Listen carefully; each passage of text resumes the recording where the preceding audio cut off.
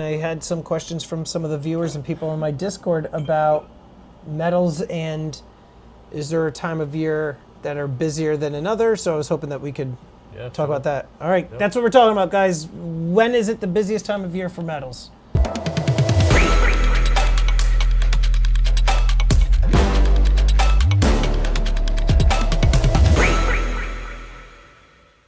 In case you're wondering, yeah. It's made out of solid sterling silver. This is, yeah, come on, talk to It's the... a bowl, they're olive forks in the back, but they're swords. They come out. Check this out. Check this out. Now, Very cool. Are these pure silver too? They're the sterling silver, 925. Sterling silver. So yeah, guys, like I was thinking like, oh, look how that is pretty awesome. But then I was like, you know what? Andrew probably used these to pick his teeth with them. So either that or like under his toenails. I don't know. What do you think? I'm trying to get this last one in the bowl and You broke it. I broke it. I'm going to let you freaking do it. Now I'm going to be standing here for an hour trying to do... God damn it. Here, you do this one. You do that one.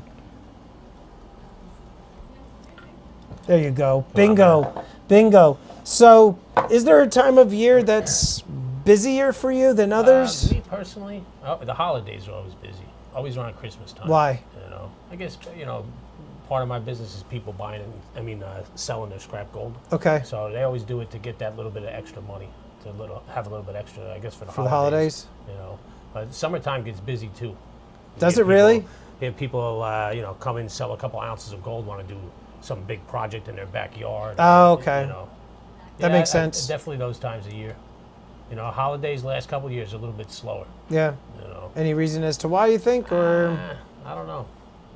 So summer, I'm surprised by the summer thing because I usually hear from other dealers that it's slow for them because people are, at least from the retail side, because people are. Vacation, that's what I'm saying.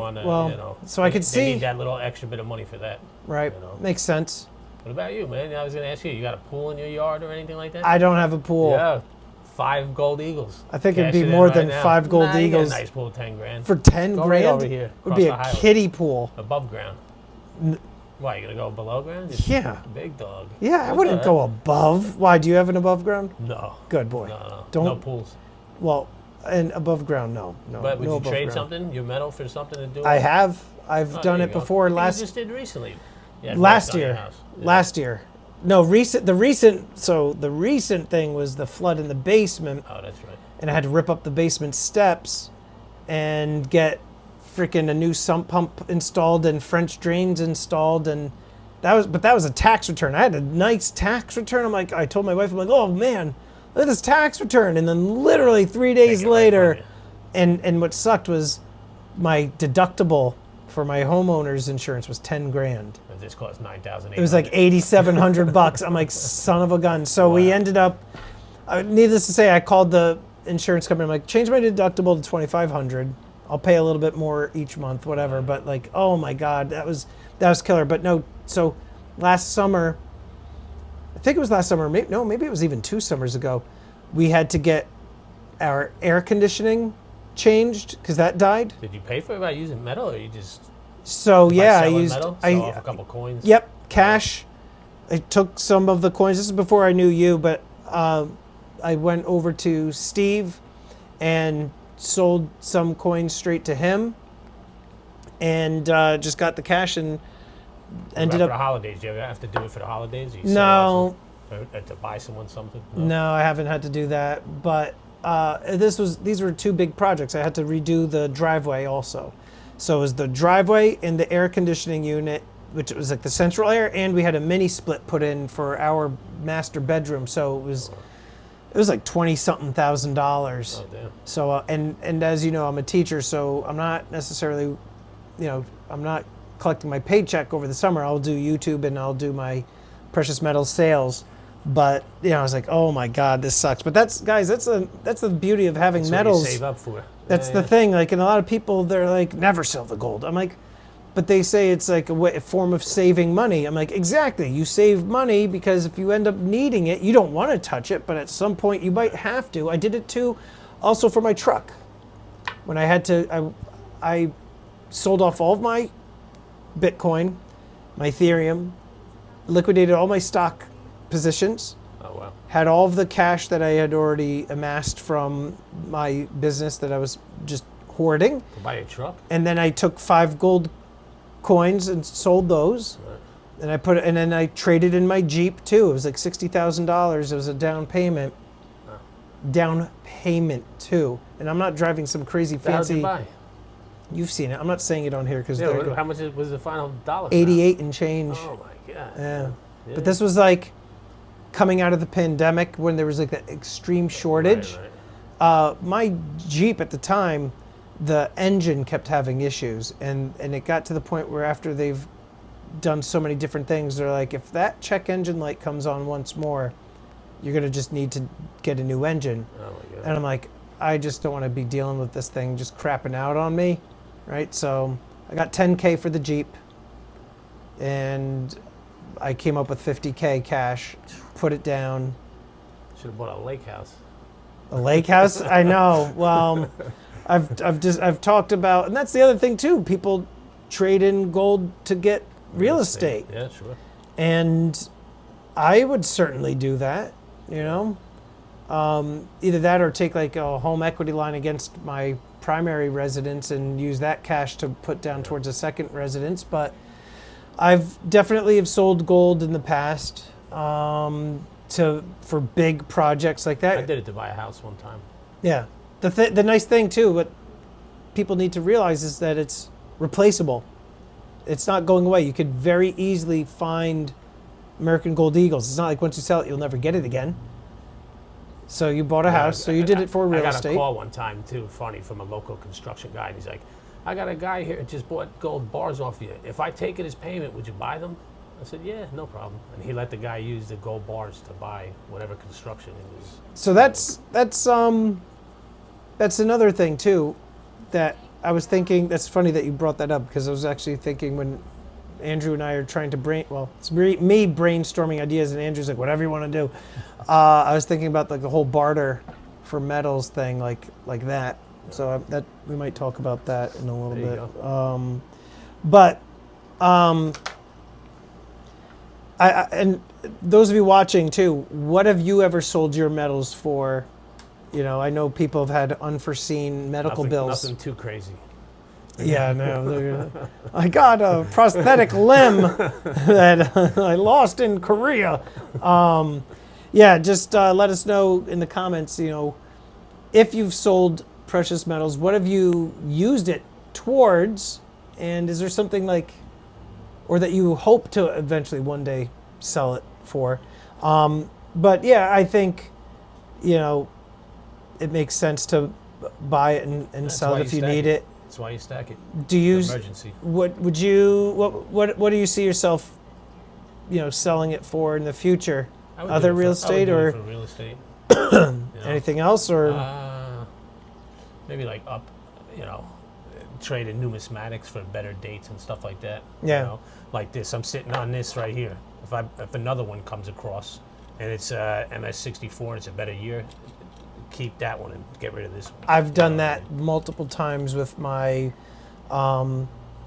pre-33. Yeah. I had raw ones, like just raw coins. I wasn't interested in the graded. And then you and I were talking, and I was like, yeah, you know, that makes sense, because there is some, you know, when you're going to sell, people are like, oh, I don't know, that doesn't really look that high of a grade. Like, you don't know, and especially if I'm selling live on YouTube, like, so like you said, there's no guesswork. If it's an MS64, it's an MS64. Yeah. So I did that. I took I sold the graded, the raw, got an MS62.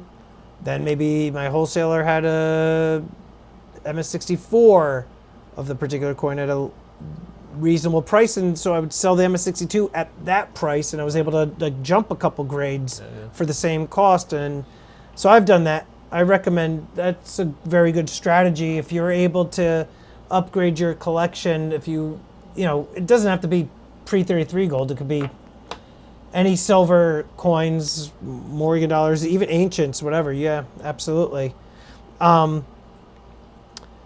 What What were we even talking about anyway, this whole thing? What were we talking about? What was the whole talk of this video? Traded in your stack. I don't know, That right? wasn't the... What the hell was That's that? what we started talking about. Was I it? don't know. No, it wasn't. I don't know. Well, Have to shit. Play it back. Well, that being said, We got all this other stuff on that's the what I table. was going to ask you about. I feel This is like my favorite right here. the 100 ounce. 100 ounce silver. Why is This this is your the low, favorite? usually the lowest premium. You know. So in terms of, so guys, those of you watching, we got the 1 ounce. You got the 5 ounce. The 10 ounce. We got a 10 ounce. There's a 50 50. and 100. 100. You know what I just saw recently? Scottsdale, I think, put out a 15 ounce. I'm like, 15 that's so ounce? random. And they had like the Roman numeral Over there I have a XV. 3 ounce. Stupid. Yeah, it doesn't make sense. But I guess, I don't know. Numbers are numbers. What if you need 3 ounces? You know? It's like, what do you But if you need? need Why would you 15? need 3 ounces? It's Yeah. just like, man, I really, They're a little odd. it's completely odd. You And know, it's I'm an used odd to number. just seeing 1 ounce, 10 ounce, 100 ounce. You know? 5 ounce. They just started coming recently. Oh, really? Right? They've always been around, don't get me wrong, but more I feel popular? like they've just become popular. I in feel the like last couple 10 of years. ounce is the sweet spot for most people. 1 ounce, 10 ounce, 100 ounce. Yeah, definitely 10 ounce sells. People love the 10 ounce bars. You would always, yeah. Would you rather have, you know, that's the other thing I always explain to people. Would you when rather they're have buying 100 of these? 100 of these or a 100 ounce bar? Would you rather have 10 ounce bars or 100 ounce bars? See, you so know? some people be like, oh, well, this is easier. It's just one thing But to you keep gotta track remember of. too, But then this is the premiums fractional. are different too. The Yes. smaller the denomination, the higher the premium is. So What are we looking at in terms of a difference? Like a few cents per ounce? Like how significant? If I were to buy 100 of these 1 ounce bars, yeah, they're like right now. I think they're on my website at $1.25 over. and then what about this? A dollar, 75 cents. 75. So you're talking Yeah. 50 cents It might over even be spot lower.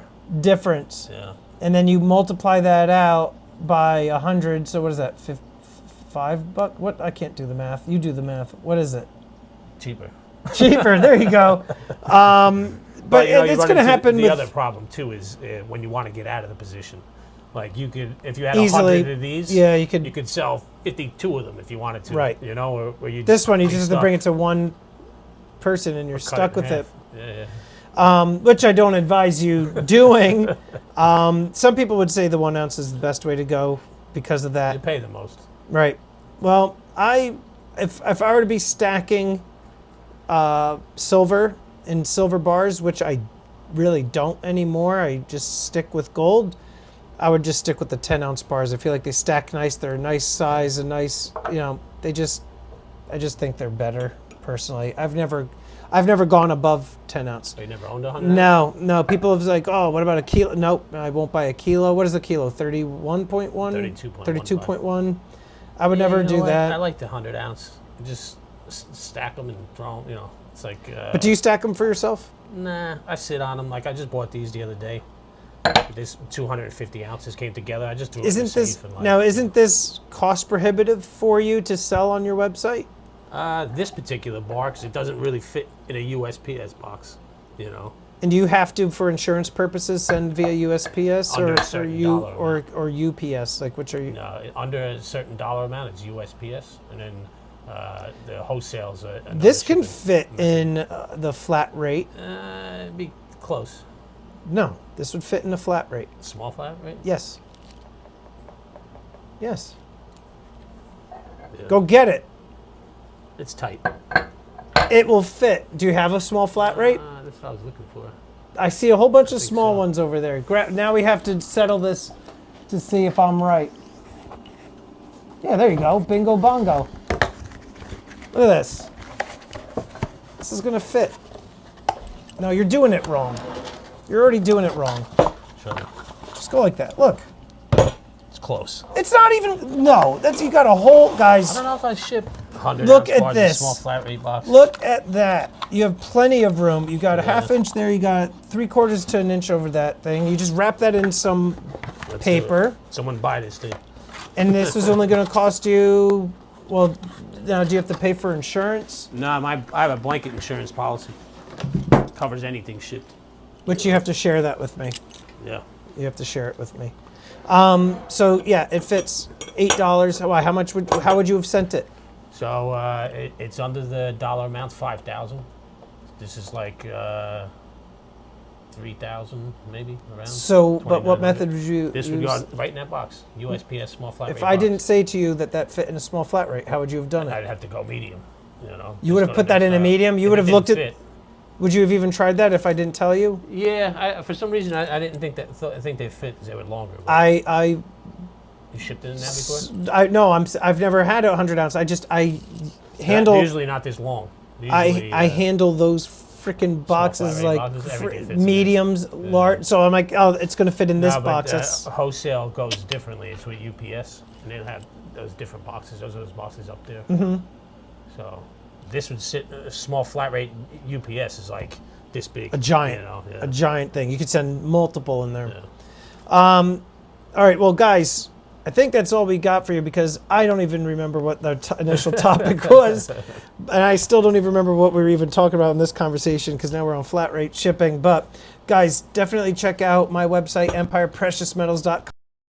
Yeah, Andrew's check out Bayshore website. Bullion Exchange. I have some of this stuff up on there. if you wanna Good, buy. good deals on there, and We'll even ship it out in a USPS. and if small you flat rate box. if you tell him that you saw our videos, he'll be nice to you. He'll be nice to you on the phone or via email. If you don't tell him, that he'll be mean and nasty and intimidating. All right. See you guys next Have a good week. weekend.